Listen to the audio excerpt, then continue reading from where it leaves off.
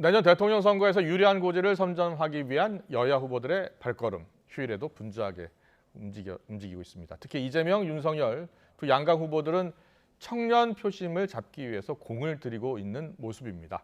대선 전국 상황을 김명주 전 통합민주당 의원, 윤기찬 국민의힘 법률위 부위원장 두 분과 함께 짚어보겠습니다. 어서 오십시오. 안녕하세요. 안녕하세요. 안녕하세요.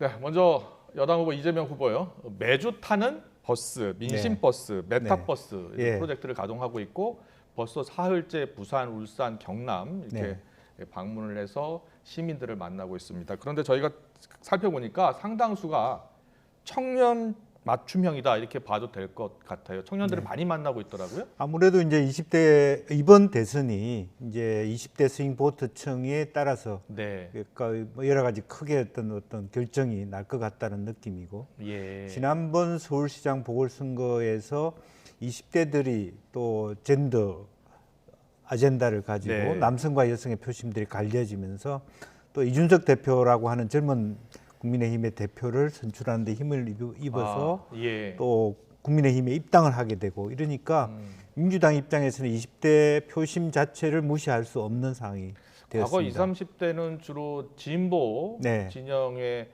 표를 많이 행사를 했었잖아요. 그런데 최근에 좀 분위기가 달라진 것 같아요. 그렇습니다. 그리고 이제 뭐 그야말로 586 세대 자체를 꼰대로 보고 있기 때문에 어떤 의미에서는 586 전체로 상징되는 게 송영길 대표, 윤호중 원내대표를 비롯해서 민주당이 또 그런 이미지에 오히려 마이너스적인 이미지를 갖고 있거든요. 이제 그렇기 때문에 이런 문제를 빨리 극복하기 위해서는 그야말로 이제 뭐 주택 정책이라든지 이런 부분에 대해서 이번 정권에 대한 등을 돌려 있고 또 암호화폐 가상 투자, 뭐 동학개미, 스학개미 이런 부분에 있어서도 정부 금융위 쪽에서 충분히 스포트하지 못했다라고 하는 반성들을 갖고 있기 때문에 똑같은 정권 연장이지만 이재명 후보 입장에서는 이 정부의 정책과 좀 다른 매력적인 정책을 가지고 20대에 접근하지 않을 수 없는 그런 입장이라고 봐야 되겠습니다. 알겠습니다. 윤기찬 부위원장님, 지난 재보궐선거 때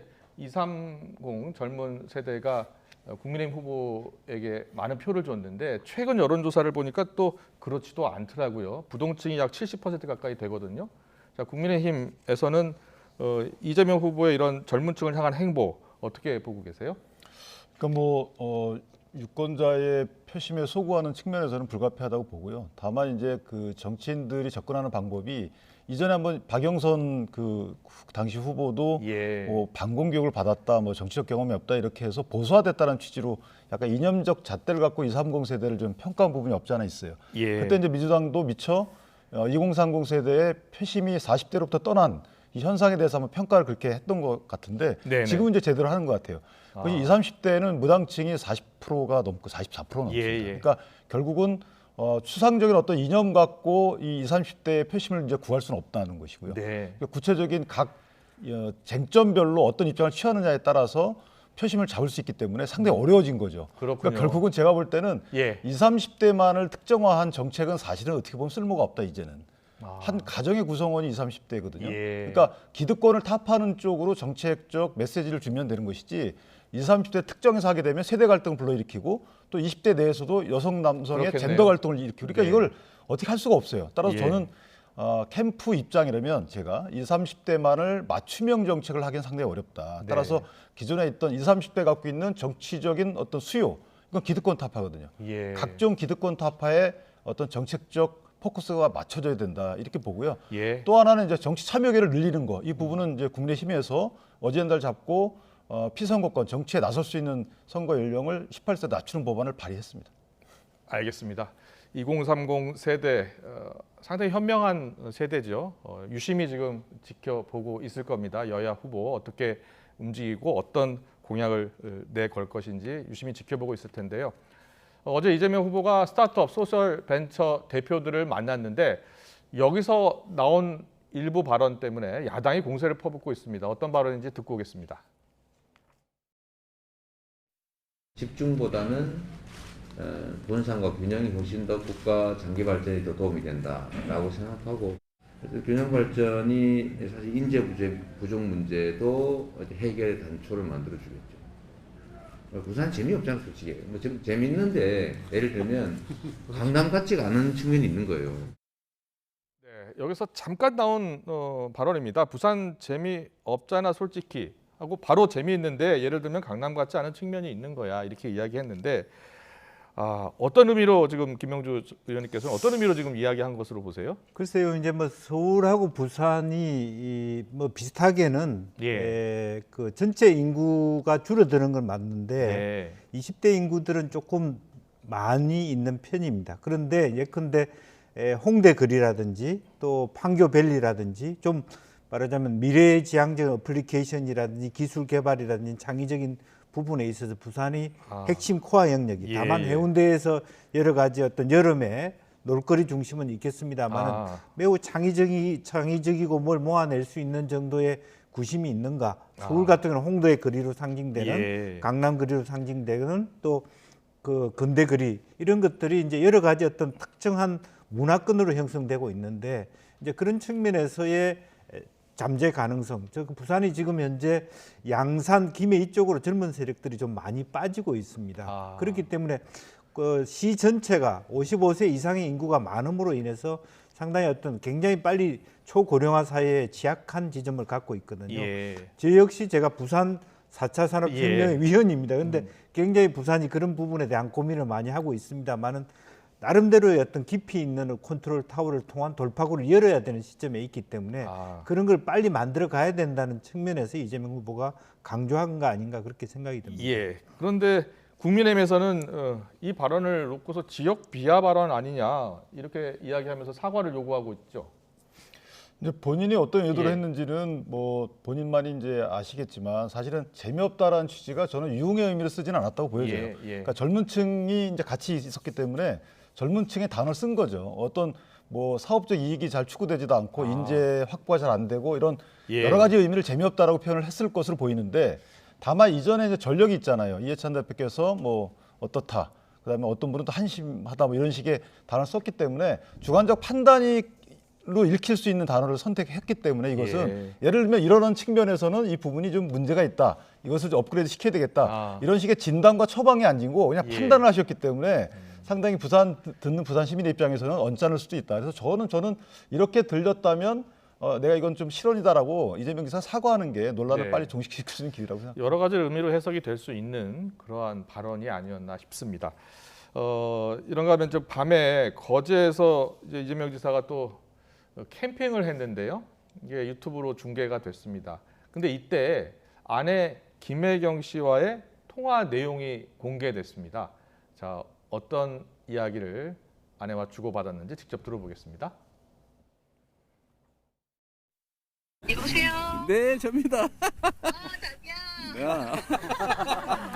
오늘 제가 좀 사고가 있어서 다쳐보니까 정말 옆에서 이렇게 손잡아주는 남편이 있다는 게 너무 든든한 것 같아요. 제가 잠시 기절을 했었는데 눈을 딱 뜨는 순간에 우리 남편이요. 이 사람아 하면서 막 울고 있는 거예요. 그래서 사실 좀 되게 뭉클했어요. 네. 김혜경 씨 낙상 사고와 관련해서 민주당에서는 가짜 뉴스가 너무 퍼져 있다라고 하면서 여러 가지 그 당시의 상황 내용을 뭐 119 이송 장면도 공개를 하고 또 오늘 녹취록까지 공개했는데 또 직접 통화까지 했습니다. 자, 이렇게까지 지금 하는 이유는 어디에 있다고 보세요? 그러니까 매우 악의적인 가짜 뉴스가 너무 빨리 유포되고 있어요.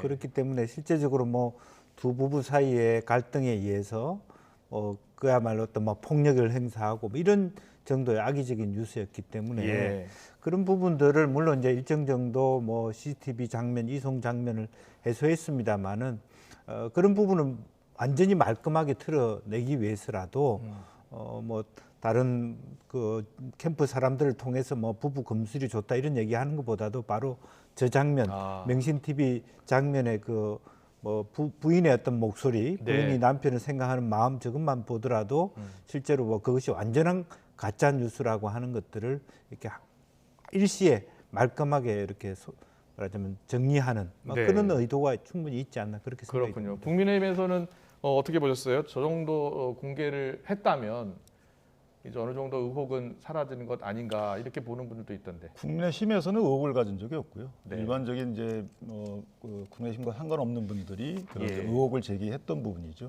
근데 사실 저기에 아마 김혜경 여사도 예. 참석을 하는 스케줄이었나 봐요. 예. 그러다 참석을 못하니까 이제 전화 연결해서 했기 때문에 저는 개인적으로 저거 갖고 인위적인 뭐 연출이다라고 비판할 건 아니다. 예, 저는 예. 얼마든지 저렇게 할 수 있는 거고 자연스럽다고 생각합니다. 네, 알겠습니다. 자, 낙상 사고 관련한 악성 루머에 대해서 송영길 민주당 대표 이렇게 이야기했습니다. 이준석 대표 크라켄이라는 프로그램으로 내부 단속을 좀 해달라, 댓글 조작 막아달라 이렇게 압박을 했는데, 자, 이 크라켄이라고요? 이게 댓글 조작을 막는, 찾아내는 그런 프로그램이라고 하는데 오늘 공개 시연하는 기자회견을 열었습니다. 화면 보겠습니다. 네, 오늘 지금 대선 여론조작 방지를 위한 온라인 사드 이렇게 표현을 했네요. 크라켄을 공개하는 화면인데요. 자, 윤기찬 부위원장님, 저게 어떤 프로그램입니까? 옛날 킹크랩이라고 이 킹크랩 예. 바닷가재 비슷하잖아요. 크라켄이라는 것은 이제 바닷가재를 잡는 이제 크라켄은 두 종류입니다. 이렇게 머리가 크고 오징어, 큰 오징어 생각하면 됩니다. 예. 이 크라켄이라는 프로그램을 만들면 이 프로그램이 시연이 되게 되면 이제 댓글에 만약에 이 조작 흔적이 발견이 되면 그래서 찾아낼 수 있는 어떤 시스템이 있는 것 같아요. 네. 그래서 찾아내서 중앙선관위에 신고하게끔 만들어진 것이고, 저는 이걸 보면서 사실 이것은 중앙선관위가 했어야 되는 거예요. 예. 원래는 지난 2017년 대선 전후를 걸쳐서 김경수 도지사의 유죄 판결이 났듯이 예. 사실 8,000회의 공감 비공감의 표시가 있었단 말이죠. 아. 그래서 그것이 문제가 있다, 즉 컴퓨터 등 업무 방해가 된다라고 했기 때문에 예, 예. 선거를 위한 것이든 아닌 것이든 이걸 떠나서 어쨌든 문제가 있었던 것은 이제 대부분 인정했단 말이에요.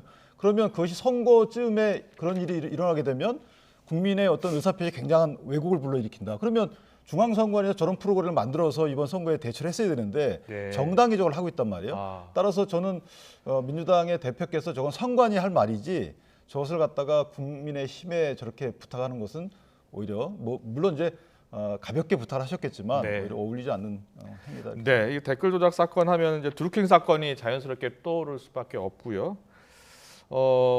민주당에서는 이 비단 주머니 1탄으로 공개한 이 크라켄 어떤 의도로 보고 있습니까? 아니 물론 이제 사실은 방금 윤기찬 부위원장 말씀하신 대로 사실은 국민의힘에서 이거는 국정원이나 선관위가 이걸 구축하라라고 제안하면 될 문제라고 봅니다.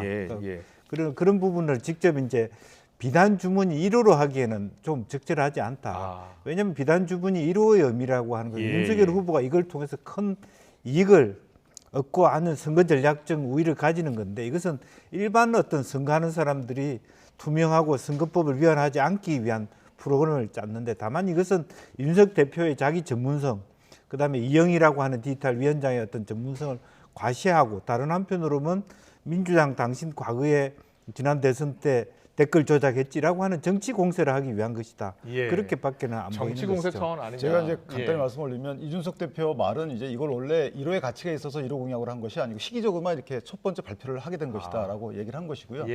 또 하나 일반 예방적 효과는 있습니다. 이렇게 하게 되면 중앙선관위에 손 놓고 있는데 공정한 선거운동을 해라 이렇게 하는 것보다 이렇게 구체적으로 이런 프로그램이 있으니 조심해라. 그래서 저는 일반 예방적 효과는 분명히 있을 것이다라고. 돈도 별로 많지 않을 텐데 그래서 돈을 거기 쓰는 게 적절한가? 예, 알겠습니다.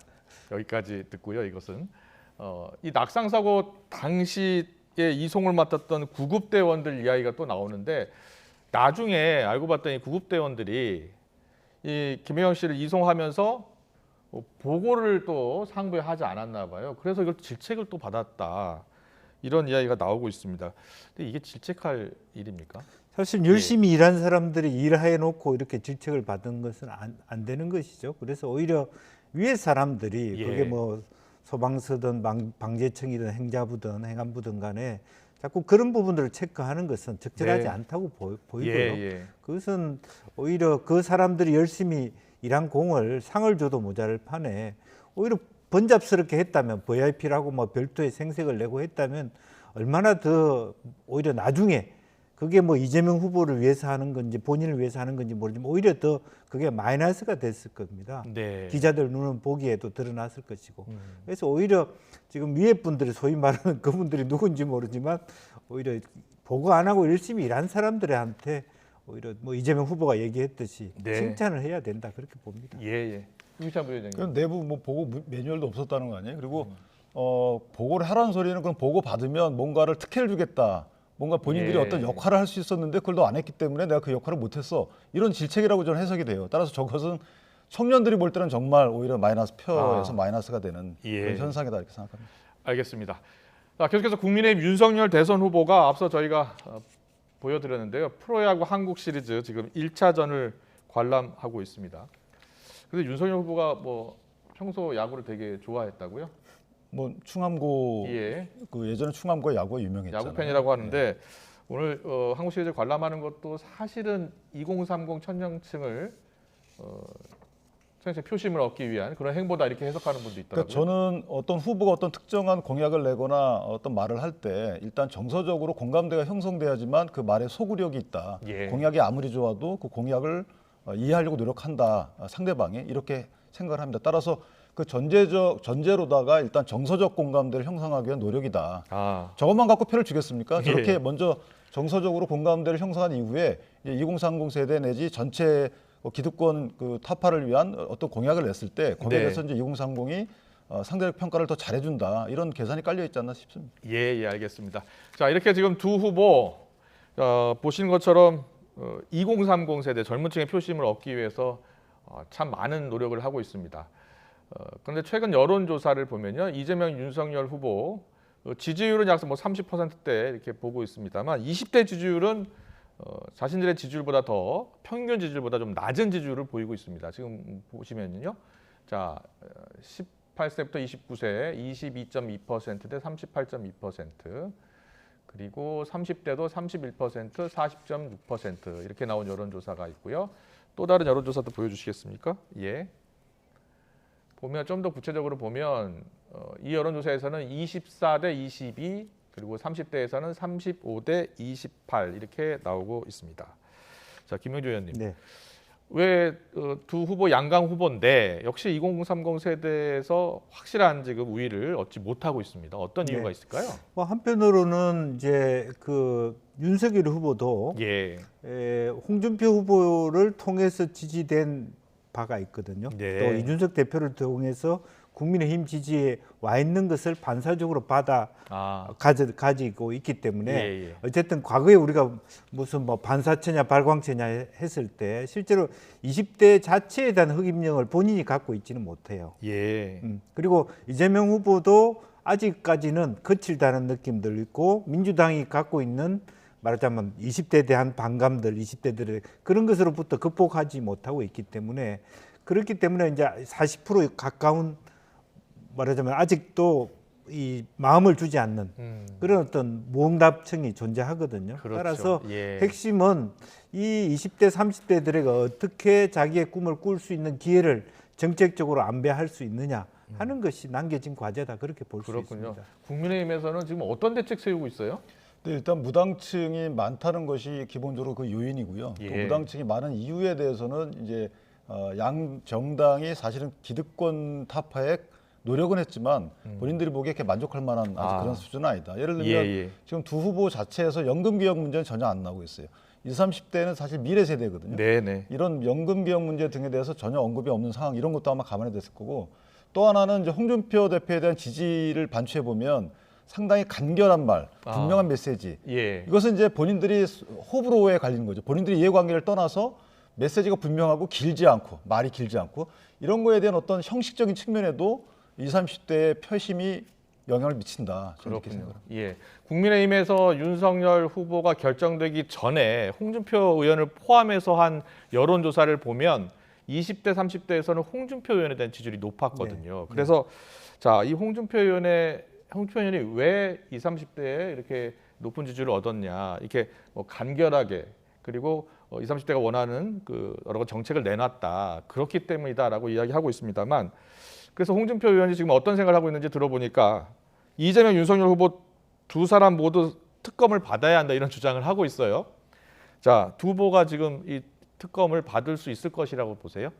저는 특검을 받을 수 있는데 문제는 이제 실제로 특검의 구성에 가는 과정이 나중에 뭐 그것을 서로 간에 꼼수도 아니다고 토론할지 모르겠습니다만은 세월호 특검만 해도 거의 특검을 구성하는 데 4개월이 걸렸습니다. 그러니까 실제적으로 내년 5월 10일까지 특검이 구성을 하고 수사 결과를 내놓을 수 있는가에 대한 문제로 특검을 한다라고 했을 때도 이게 쉽지 않은 문제란 말이죠. 이제 그런 부분들이 실제로 진정성 있게 두 후보 다가 뭐 그게 조건부든 아니면 말하자면 고발 사주를 포함한 두 개 다를 동시 특검을 하든 간에 얼마나 빨리 여야가 합의해서 구성해 갈 수 있는가라는 부분인데 그렇게 쉽지는 않을 것이다. 그렇게 쉽지 보입니다. 않을 것이다. 실제로 이재명 대선 후보는 대장동 의혹에 대해서 관훈 클럽 초청 토론회에서는 수용할 수도 있다. 물론 조건을 제시했습니다만.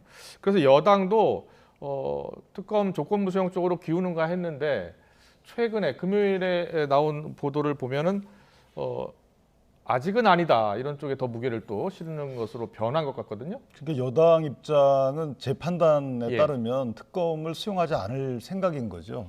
이재명 지사도 조건부 특검이라고 우리가 표현하지만 미진하면 특검하겠다 그러는데 미진하다는 게 도대체 판단 기준이 누가 판단하느냐죠. 예를 들면 야당 입장에서는 이재명 지사에 대한 수사가 이루어지지 않으면 미진하다고 볼 것이고 여당 입장에서는 이재명 지사의 수사가 이루어지지 않더라도 미진하지 않다고 볼 것이고 따라서 이런 판단 기준이 불능인 조건이에요. 그래서 그 부분은 특검을 하지 않겠다는 취지인 것이고 고발 사주 쌍특검 문제도 여당이 안 받을 만한 것이 저는 개인적으로 지금 공수처는 수사가 과잉 수사라고 저는 판단하고 있거든요. 너무 수사가 오바된 수사를 하고 있어요. 검찰에 비해서. 그렇기 때문에 여당 입장에서는 이것을 특검으로 가게 되면 오히려 이것은 본인들한테 유리하지 않다. 따라서 쌍특검을 안 받는 이유인 거죠. 결국은 여당은 특검을 받을 생각이 없다. 저는 이렇게 생각합니다. 네, 두 분 의견을 들어보면 어떤 이유로 됐든 특검은 받기가 어려운 상황인 것 같습니다. 알겠습니다. 그런데 지금 두 대선자 모두, 두 대선 캠프 모두 20, 30대 표심을 얻기 위해서 노력한다고 하는데 좀 더 들어가서 들어보면 주로 20대 남성에 좀 한정된 것 아니냐 이런 비판도 나오고 있거든요.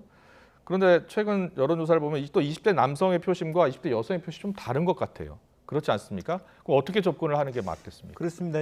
그런데 기본적으로는 뭐 이재명 후보가 제시하는 어떤 내용들은 20대 남성만 보고 가자 그런 뜻이 아니라 20대 남성들이 민주당에 있는 정치인들이 자기의 목소리를 누구도 들으려고 하지 않았다.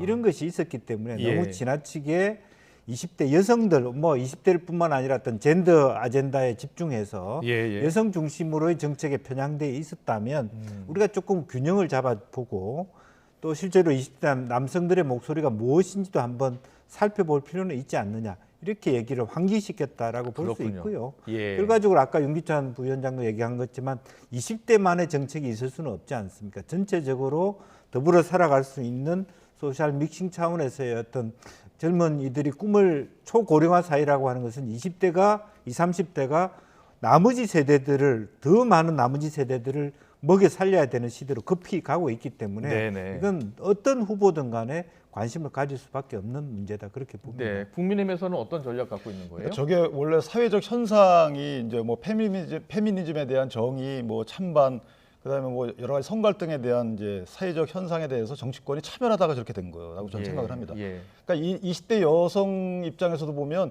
군 가산점 제도를 옹호하는 여론이 훨씬 높아요. 그러니까 상당히 어떻게 보면 관찰자 입장에서 정책을 바라본다는 것이죠. 의외로. 따라서 저는 저것을 정치인들이 저렇게 분열의 정치를 할 것이 아니고 20대 전체 크게 봐서는 세대 전체를 놓고 정책을 짜고 이것을 책임지는 자세를 취해야지 20대 남성이 이렇게 불만을 표시하면 그거를 또 들어주는 이런 식의 정책 위반은 저는 바람직하지 않다라고 생각합니다. 알겠습니다.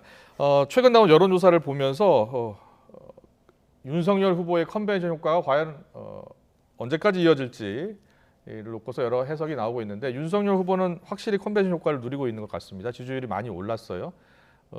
여당 쪽에서는 어떻게 보고 있는 겁니까? 뭐 컨벤션 효과가 있다는 건 당연한 건데 이제 문제가 된 것은 저희 당이 후보를 선출할 때 컨벤션 효과를 별로 재미를 못 봤기 때문에 그 컨벤션 효과가 매우 배가 아프다 그렇게 볼 수는 있는 것이고 그러나 컨벤션 효과라고 하는 개념 자체는 컨벤션이 끝나는 순간 사라지기 마련입니다. 그래서 이제 11월 중반 이후에야 비로소 이제 정확하게 굳어진 후보 양자 대결이든 사자 대결이든 간에 그때 나타나는 표심이야말로 이제 기준점이 되는 표심이기 때문에 그렇게 일희일비할 것은 아니다 그렇게 보입니다. 그렇군요. 윤기찬 부위원장님, 저번 때 보니까 이준석 대표가 최근 나온 컨벤션 효과에 대해서 해석을 우리가 좀 보수적이게 하고 있다. 이게 적극적인 보수층의 답변이 나오면서 높아진 측면이 있다고 생각한다. 이렇게 이야기하더라고요.